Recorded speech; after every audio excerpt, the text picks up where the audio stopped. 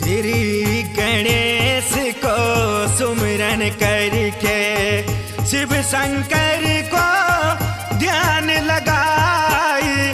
महाशिवरात्रि की शुभ गाथा को करूँगा मैं आज बखान। राजा दक्ष की दुलरी बेटी गौरी नाम से जाना जाए। धर्म कर्म की बड़े ही पुजारी ने शिव शंकर से वरदान पाए। धर्म कर्म की बड़े ही पुजारी ने।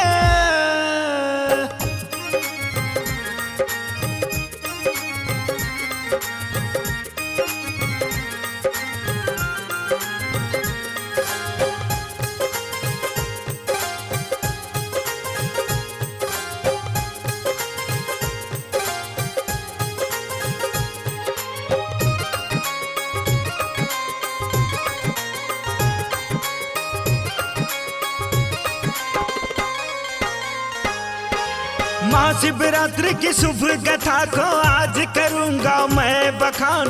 फाल्गुन माह की कृष्ण चतुर्दशी को महाशिवरात्रि की उत्सव मनाए राजा हिमाचल के दरबार में। जन्मी शक्ति गौरी कहलाए मैना रानी की दुलरी बेटी। धर्म कर्म में रहे रमाए पूजा पाठ करती थी हर रोज। ओम नमः शिवाय की रट लगाए शिव ही सत है शिव ही सुंदर। शिव ही धूप और छाया है शिव की रचना यह जग सारा। शिव ही सब में समाया है शिव को पति बनाने की हेतु। तपस्या करने वन को जाए तपस्या में वो लीन होकर। शिव शंकर को ध्यान लगाए ओम नमः शिवाय की रट लगाते। कई वर्ष दी बिताए शिव शंकर जी ध्यान मुद्रा में। बैठ गए हैं समाधि लगाए 87,000 वर्ष के लिए।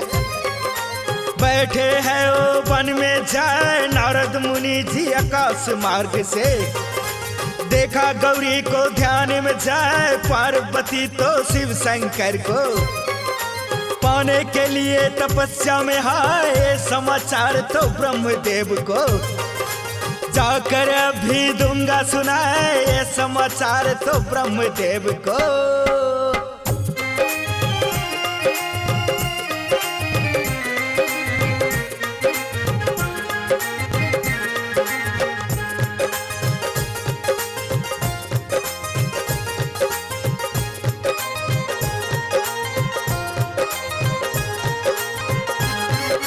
नारद मुनि जी ब्रह्मलोक पहुँचे नारायण नारायण की रट लगाए।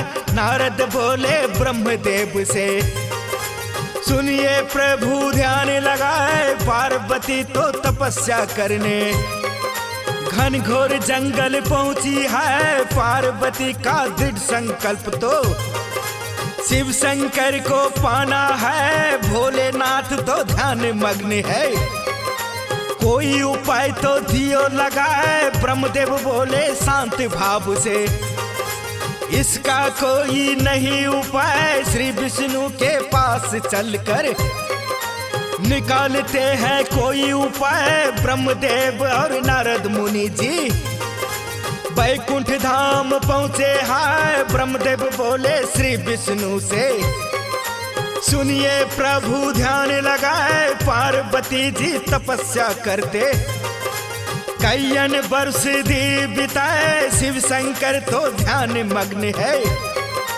ध्यान तोड़ने का लगाइए उपाय। विष्णु जी बोले ब्रह्मदेव से नहीं है इसका कोई उपाय। कामदेव ही कर सकता है। शिव शंभु का ध्यान तोड़ा है। ब्रह्मदेव और विष्णु जी बोले कामदेव को समझाए शिव शंकर का ध्यान को तोड़ना तो ही करेगा वन में जाए। शिव शंकर का ध्यान को तोड़ना।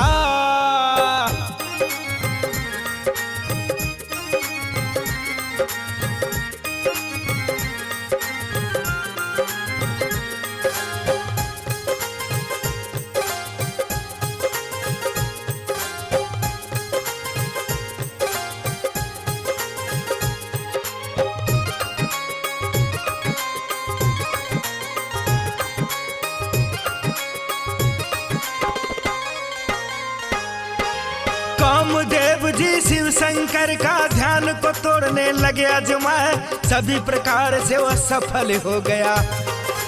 तोड़ न पाया ध्यान बताए, अंत में कामदेव धनुष उठाया। बाण चढ़ा दी भोलेनाथ पे जाए, भोलेनाथ की क्रोध से निकला। तीसरी आंख से आग बताए, जो आग से कामदेव जल गया। सभी देवताओं में खुशियां छाए, पहुंच गए हैं सभी देवताएं। शिव शंकर के पास बताए, ध्यान टूट गया शिव शंकर का। विष्णु जी बोले खूब हर्षाए, पार्वती जी तपस्या करती। कईयन वर्ष दी बिताए, आपको पति बनाने हेतु। घोर तपस्या में लगी है, पार्वती से शादी करने। हो जाइए आप रमाए, शिव शंकर जी देवताओं को सुनकर मन ही मन लगे मुस्काए। आप सभी का इच्छा है तो लूंगा मैं शादी रचाए। शिव शंकर जी जंगल पहुँचे, पार्वती से बोले हर्षाए, हे देवी तू आंखें खोलो। मांग लो जो मन में आए, तुम्हारी तपस्या पूर्ण हो गए। जो मांगोगी वो ही पाए, पार्वती जी आंख खोली। शिव शंकर जी दी दिखाए, पार्वती खुशी खुशी से। शिव शंकर का पाँव लग जाए, हे प्रभु मुझे आपसे शादी और दूसरा कोई ना, शादी करूंगी केवल आपसे। यही वरदान चाहिए है, शिव शंकर जी बोले खुशी से। तुम्हारी तपस्या पूर्ण हो जाए, किंतु मेरा शर्ते सुन लो। रहना होगा कैलाश पे जाए, ना तो मैंने घर बनाया, ना तो मेरा कोई महल है। जंगल झाड़ में रहना होगा, करना होगा भांग पिसाए। सोच लो देवी शांत भाव से, फिर बतलाओ खुशियाँ जताए। पार्वती जी सोच समझ कर शिव शंकर से बोले हर्षाए, मुझे आपकी हर एक शर्ते स्वीकारती हूँ हंसी हंसाए। शिव जी बोले शांत भाव से, पार्वती को दिया समझाए। फाल्गुन माह की कृष्ण चतुर्दशी को तेरा मेरा शादी रचाए। चले जाओ तू राजमहल को, कल दूंगा मैं लगन भेजाए। चले जाओ तू राजमहल को।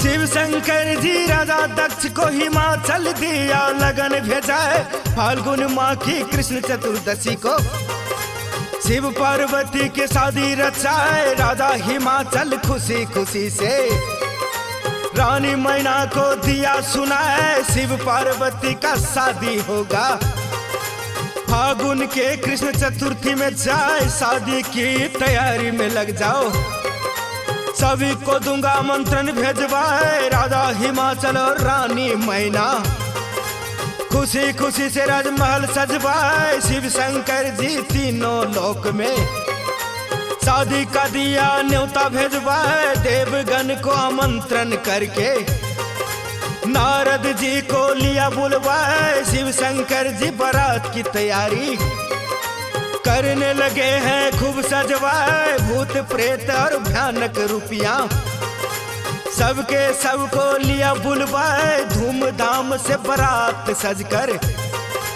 खुद को बैठे बसहा पे जाए। चला बाराती हिमाचल के घर, धरती लगे बिहसा छाए। तीनों लोक में शोर हो गया, शिव पार्वती की शादी बताए। कैयन रूप बाराती सज के कैयन रूप लगे दिखाए। बारात पहुंच गए हिमाचल के घर, राज परिवार लगे स्वागत कराए, स्वागत सत्कार होने के बाद शिव शंकर को लगे परीक्षा, रानी मैना दुल्हा को देखकर खुद को गए मूर्छा आए। शिव शंकर जी सुंदर रूप में लगने लगे सबको दिखाए, दुल्हन बन गई पार्वती जी। शिव शंकर जी दुल्हा बताए, विधि विधान से शादी हो गई। शिव पार्वती को गांठ बनवाए, उसी दिन से शिवरात्रि का जन जन लगे त्योहार मनाए। कौशल किशोर जी इस कथा को रचना करके दिया सुनाए, कौशल किशोर जी इस कथा को।